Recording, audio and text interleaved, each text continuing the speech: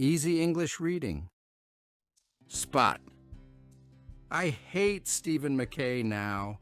If I see him again, I might kill him, and to think that just a few years ago he was my best friend. But let me tell you from the beginning. That fall, we started very late for the Klondike. We had little time, and it was hard to buy dogs. We paid about $100 for each dog. And among those dogs, we got Spot. We paid even more for him than for other dogs. We paid $110 for him. He looked like a very good dog. I say looked because we soon saw that he was not really a good dog. He just looked good. He was big and had a beautiful white and brown skin. And on that skin was a big black spot, so we called him Spot. He was strong, and you could see in his eyes that he was smart.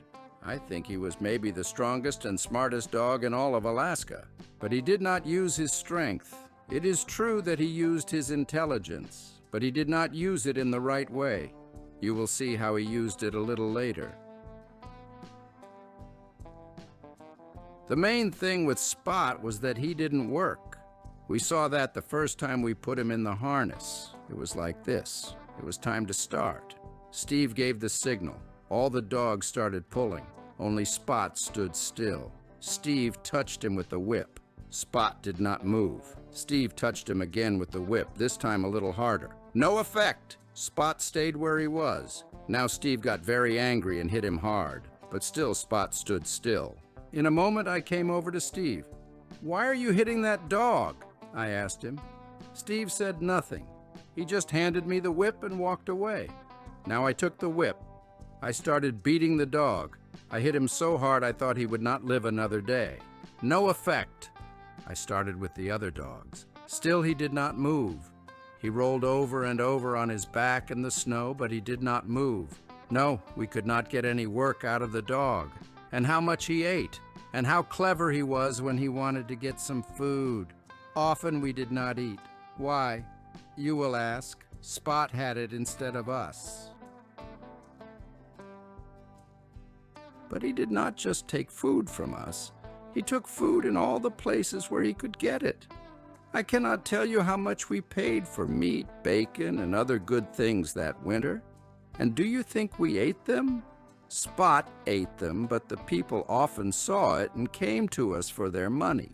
Why did we not kill him, you may ask? Well, I can tell you that I tried to kill him. One day Steve came to me and said, "That's enough, we have to kill him."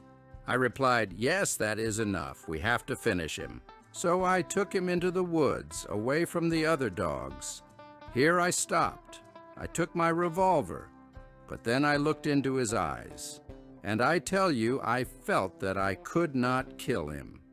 When I looked into those clever eyes, I saw that it was like killing a man. He looked into my eyes too. I thought those eyes were speaking to me. They were saying, "You hate me, but you cannot kill me." You know what I did? I went back to Steve and I said to him, "I cannot kill the dog." Steve laughed and said, "I think I can." In 2 or 3 days, he took Spot into the woods, but he came back and told me he could not kill the dog. "He has such smart eyes," Steve said. Since we could not kill him, we tried to sell him. He looked like a good dog, so people were happy to buy him. Very soon, we sold him to the police for $75. We went north, and the cops went south, so we thought, goodbye, old Spot. I tell you, we were glad. 6 days passed, but on the morning of the 7th day, he was with us again.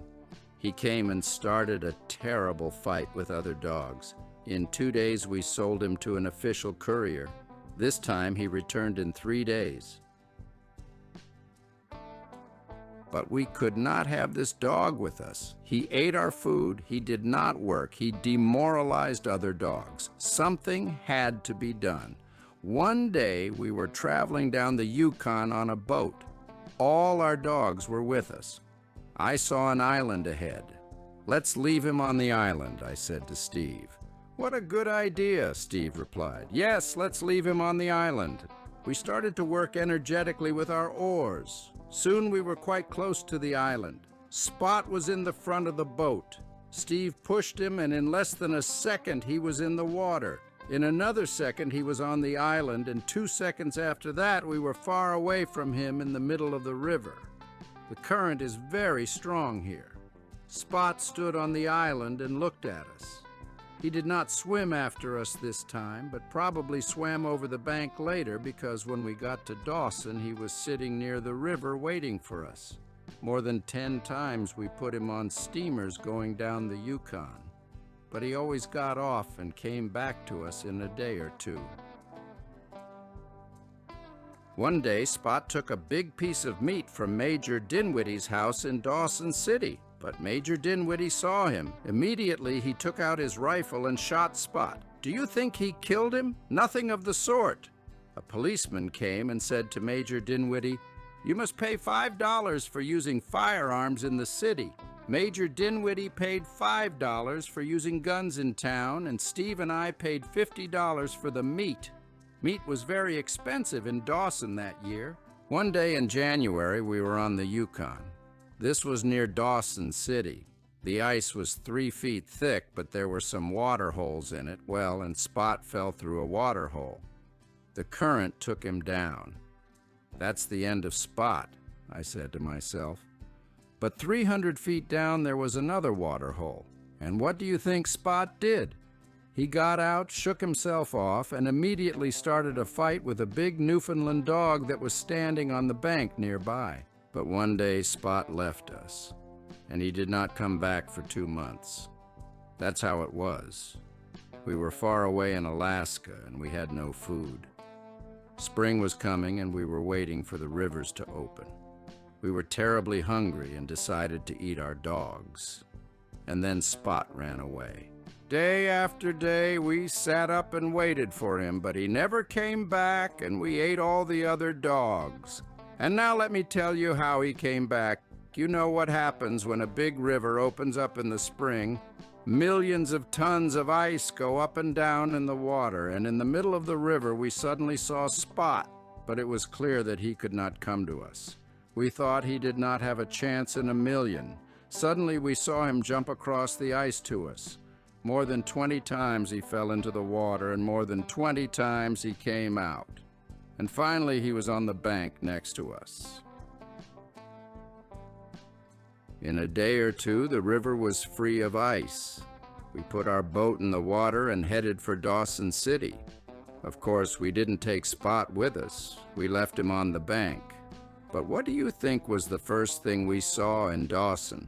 It was Spot sitting on the bank waiting for us. In the summer of 1899, I decided that was enough for me. I said nothing to Steve. I just wrote him a note saying goodbye. Then I took my things and left.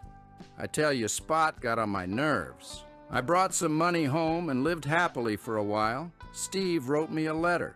It was not a friendly letter. He said he was very angry with me. He said he was mad because of Spot. A year passed.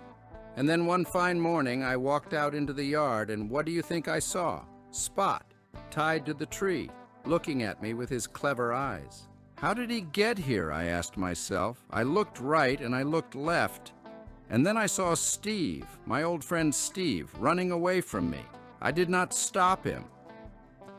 My wife is a very kind woman. She gave Spot some food. He immediately repaid her by killing her cat.